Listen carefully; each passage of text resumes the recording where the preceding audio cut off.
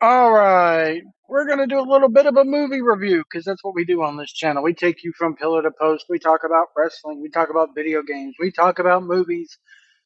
And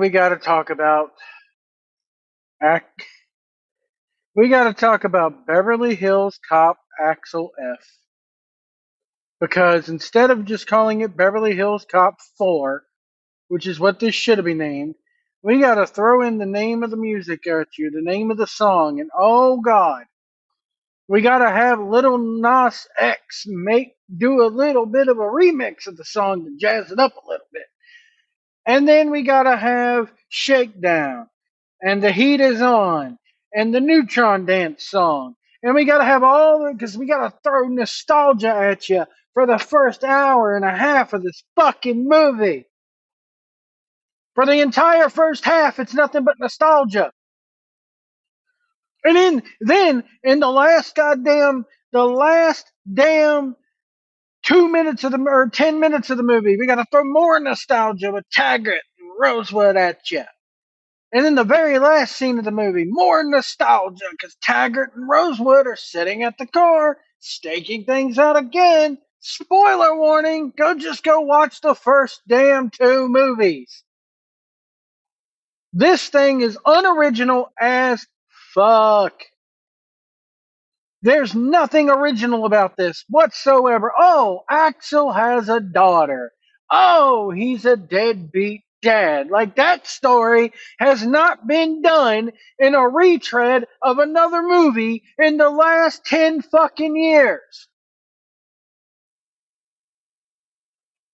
The only saving grace in this movie, and very, very, very small saving grace in this movie, is Joseph Gordon-Levitt's character.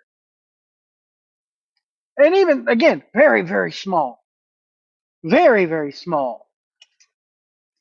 Oh, and let's do a story about how Axel Foley's daughter is a powerful attorney in Beverly Hills and how her client is being put on by, oh, we got to throw crooked cops in there now because Lethal Weapon 3 didn't do the exact same freaking thing. Lethal Weapon 3 didn't have a segment where the crooked cop goes, oh, I did all this for nothing. Oh, they handed me a ribbon. There's nothing original here, folks. Not a damn thing. Is he original? Not a single thing. And the director of this movie, I just looked him up. This Mark Malloy. Oh my God, this guy should never, ever get behind the camera again. Ever. Ever. Oh, man. If you, Beverly Hills Cop 3 is a masterpiece compared to this. Kevin Bacon. Let me just show you how the script is with this movie. Spoiler alert: Kevin Bacon is the bad guy. Kevin Bacon is the crooked cop because that's never been done before. And the second you see Kevin Bacon's character in this movie, boom, there's the bad guy. You got it figured out. I figured this whole thing out the second Kevin Bacon's face was shown. He hadn't said a god darn word yet. And I figured it out. That's how obvious and crazy. I laughed time, one time during this damn whole movie. And let me tell you who I laughed at. I'm going to look it up. Yeah, Bronson Pinchot's in it. Completely does not play Surge the way he played him in the first three movies. Let me look at this here. Um, they don't even have her name listed. Hold on one second. I gotta go look at IMDb. All right, sorry guys. It's Nassim Pedrad. She's a Saturday Night Live alum.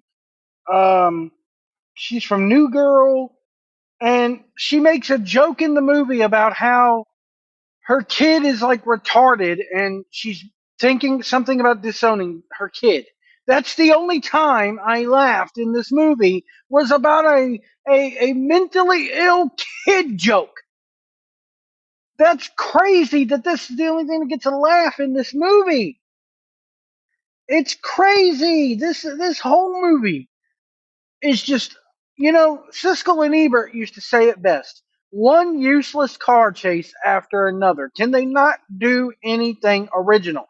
They steal so much from the movie opens. Okay, I liked how the movie opened, showing Detroit as a gritty town. And you get Paul Reiser in there, who's now the deputy chief of police. And Axel Foley is with another officer, and they're at a hockey game because Lethal Weapon 3 didn't do that. Come on! And they catch some robbers trying to steal jewelry from the hockey players' locker room. I mean, come on. This is just so unoriginal and so it's absolutely boggles the mind. I was so looking forward to this, and I laughed once, and it was at a character who's maybe in the movie for all of 2 minutes' retarded kid joke. I know, what does that say about me? But I mean, come on. Come on. The few minutes that Judge Reinhold is in this movie is actually very good. But I mean, it's like the last part of the movie, the last 5 minutes, or I'll say actually, and not even that. The last half of this movie, I looked at it because I paused it about an hour into the movie. It goes from being a boring meh to just meh. I'll give it that until we get yet another car chase, because that's all we can do in the action movies nowadays is a good car chase, and it turns into like a buddy cop movie between Eddie Murphy and Joseph Gordon-Levitt. But it's just like, come on, come on. I will say this: there's really nothing woke about it. There's really nothing really too woke about it. He has a daughter. He's a bit of a deadbeat dad. We get no indication of who the mother is. Is the mother the woman from Beverly Hills Cop 3 that he rescues at the end? No, we don't know who the mother is. But overall, this movie, I was so disappointed. Like I said, I laughed one time. I laughed one time. It was just one nostalgia trip after another. I so wanted something new and exciting from these guys, and all we got was just retread after retread. Oh, they're playing the Pointer Sisters song. Oh, they're playing again. It's just I'm retreading the review now. Anyway, thank God this is on Netflix, where I don't have to pay anything extra to go see it in the theater, because I would have been 10 times more disappointed if I would have seen it in the theater. If I had to give this a star rating out of 5 stars, 2. 2 stars. Watch it once. You'll never watch this movie again. Just go. I mean, I thought we were going to get a return to great form from Eddie Murphy. Yes, Eddie Murphy's older now, and Eddie Murphy can't do as much as he used to. But it's like, ooh, big whoop. Eddie Murphy saying the F word on film again. Big deal. The story here is just boring. The action in it is mediocre. It's just one car chase after another. The soundtrack to this movie, been there, done that. I get it. You got to have the Axel Foley song in there. You got to have that techno theme in there, and it's in there a lot.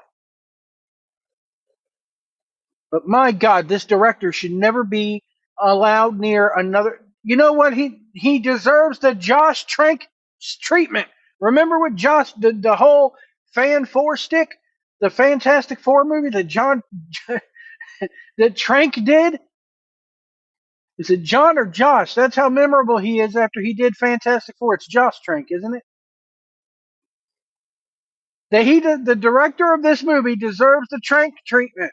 Trank him right out of the freaking business because this is horrible. This is dog crap. It's the worst movie I think I've seen all year so far. Eddie Murphy, you're better than this, pal. You're way better than this, man. Judge Reinhold, you're way better than this. Um, I will say that the guy the guy who plays Taggart. Let's see here. John Ashton does a good job. But we really don't get an explanation. You know, at the beginning of 3, he wasn't in 3, and Beverly Hills Cop 3, and Judge Reinhold's character Rosewood says he's retired in Arizona hitting his golf balls, and you don't really get a real reason why why he came out of retirement. Oh, I got bored. That was it. Come on. You did get to see his wife on camera for the first time. Maureen, you get to see her. Um, But my God, overall, this movie, this movie is crazy. Kevin Bacon just can't play a bad guy to save his life in this movie. I didn't buy it. I was on to him from the second they showed him on screen, and maybe they designed it that way, to where the second you see Kevin Bacon's character, oh, bad guy, corrupt cop. Because again, Lethal Weapon didn't give us that. Anyway, it's so stupid. This movie's boring. It's not funny. It's like they threw fan service right up on the screen and said, "Look, there they all are. They're older and they're running around." Who cares?